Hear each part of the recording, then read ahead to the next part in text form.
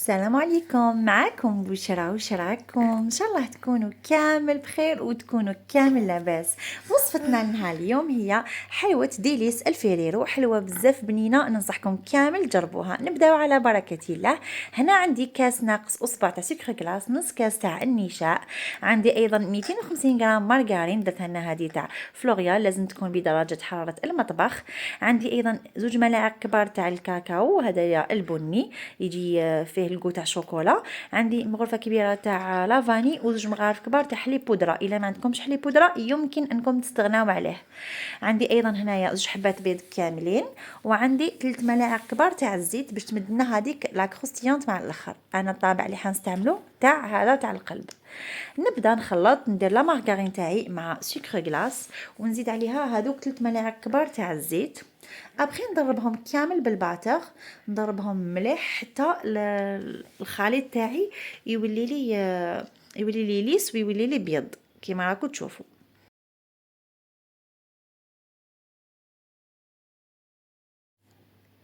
من بعد نروح نضيف عليها هادوك زوج حبات تاع البيض من الحجم يكون الكبير، ونزيد نضيف عليها قلت لكم الحليب بودره ولافاني والكاكاو، ونزيد ندربهم مليح. وهنا بعد ما خلطتهم مليح نروح نضيف عليهم هذاك النص كاس تاع النشاء اللي هي لا مايزينا، ونزيد تاني كنضربهم حتى يولي لي الخليط تاعي على شكل اون موس. ودوك نبدا نجمع بالفارينه. كما تعرفوا انه الفارينه دائما نغربلوها، انا هنا غربلتها ابخي درتها في الكيسان، ودائما نضيفوها بشويه او ميم طون نخلطوا هكا باش ما تيبسناش العجينه تاعنا. انا هنايا درت الكاس الاول تاع الفارينه وبديت نجمع في العجينه تاعي. ما ننساوش انه العجينه فيها الكاكاو، وكي تكون فيها الكاكاو راح تنشف لنا تمتم. زدت هنا الكاس الثاني ونزيد نجمعها. من بعد جبت الكاس الثالث وبديت نضيف فيه غير بشويه هكا باش تجيني العجينه تاعي طريه. لو كان نديروها ضربه واحده رايحه تيبس لنا العجينه تاعنا. انا هنا استعملت 2 كيسان ونص تاع الفارينه وكانوا كافيين، يعني النص الاخر ما استعملتوش. شوفوا العجينه تاعي جات بزاف طريه. نغطيها هكا بكيس بلاستيكي ونجبد منها غير شويه باش ما تنشفليش العجينه تاعي. وهنا جيت نحلها على هكا كيس بلاستيكي ولا ورق الطهي، ولا تقدروا ترشوا لو بلون دو طرافاي تاعكم غير بالفارينه وتحلوها. زدت رشيتها شويه بالفارينه من الفوق وزدت لها كيس بلاستيكي من الفوق ونحلها يعني بين كيسين. هنا حليتها بسمك يكون ما رقيق بزاف وما خشن، يعني يكون عادي. وجيت نطبع معاكم بالطابع. هنا الا راكم حابين العجينه تاعكم ما تتكمش وتبقى لكم هي حاجه الاولى انه العجينه تاعكم ما لازمش تعجنوها، والحاجه الثانيه يعني تلموها برك. والحاجه الثانيه كي نكونوا نطبعوا يعني نطبعوا برك بلا ما نزغدوا الطابع تاعنا كيما راكم تشوفوا فيا نحطها ونرفدها. وكي نروح نرفدها بالعقل باش ما نغيرلهاش الحجم ديالها. هذه نورمالمون بهذه الطريقه رايحه تنجح لكم العجينه تاعكم وما راحش يتغير الشكل تاعها كامل. وهنا حبيت نوري لكم بلي العجينه اللي تبقى لكم يعني هذوك لي كوتي هذوك اللي يبقاو لكم كامل نوريكم كيفاش تعاودوا تجمعوهم، يعني غير بالكيس باش ما يتكمشوا لكمش. بالكيس هكا برك نردوهم في بلاصتهم ونطموها.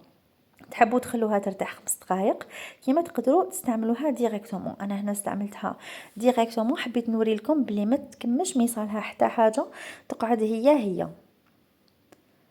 شوفوا نعاود نحطها ايضا بين كيسين بلاستيكيين ونحلها غير بالحلل هكا شويه ونطبعها بنفس الطريقه ونحيها، يعني طريقه بزاف سهله.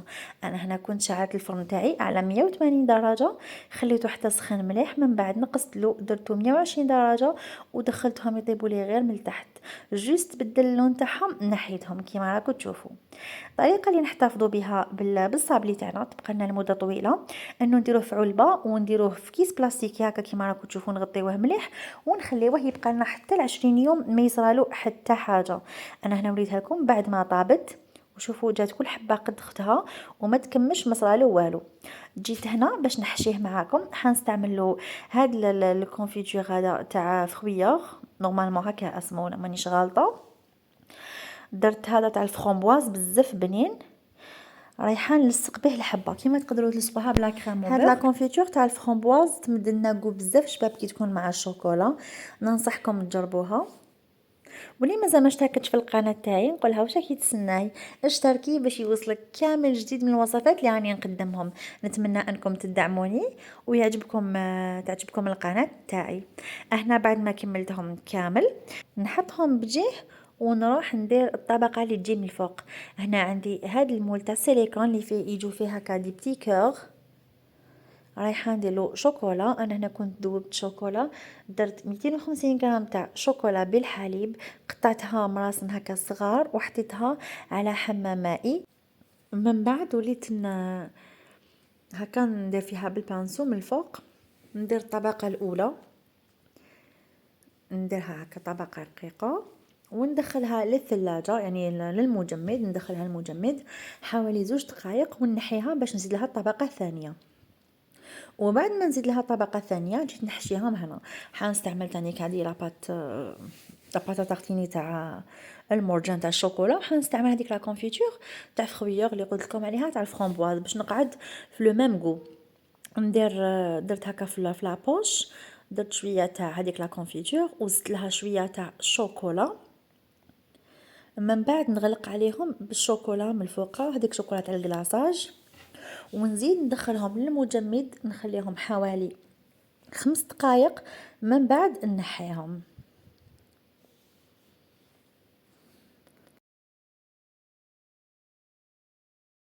وبعد ما كملتهم جيت هنا نديموليهم معاكم. حيديموليو معاكم فاسيلمون، سورتو كي يكونوا فيهم هكاك دو كوش ماشي غير اون كوش وحده، سينو يوليو غير يتكسروا لكم. نديموليهم ونديرهم هكا في اسيات ونزيد ندخلهم للثلاجه نخليهم يزيدوا يحكموا روحهم شويه. من بعد نبدا نزين بهم. شوفوا الحبات كيفاش جاو، بيان سور نقيوهم.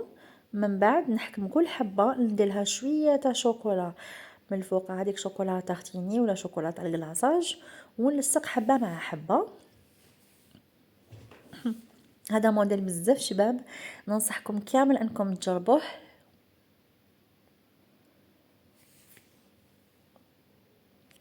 ودوكا نروحو نكلاصيو الحبات تاعنا. انا هنا عندي 500 غرام تاع شوكولا بالحليب وضفت عليها 3 ملاعق كبار تاع الكاوكاو اللي يكون محمص ومرحي يكون خشين، وجيت نكلاصيهم معاكم. يعني هنا الشوكولا ما لازمش تكون سخونه، لازم تكون غير دافيه، لانه لو كانت تكون سخونه رايحه تذوب لنا هذوك القولب تاع الشوكولا. والحاجه اللي نسيت نقولها لكم هي كي ذوبت هذوك 500 غرام تاع الشوكولا بالحليب، كل 100 غرام تاع شوكولا ضيفوا لها ملعقه كبيره تاع الزيت. انا درت 500 غرام شوكولا، بعد ما ذابولي مليح درت لهم 5 ملاعق كبار تاع الزيت و3 مغارف كبار تاع الكاوكاو اللي يكون محمص ومرحي. هنا بعد ما كملتهم خليتهم حتى نشفوا. من بعد درتهم هكا في لي كيسات والدونتيل. شوفوا الشكل تاعهم شحال جا شباب. جيت ندير لهم هاد لي زيتيكات هادوما تاع مكتوب فيهم فيريرو روشي.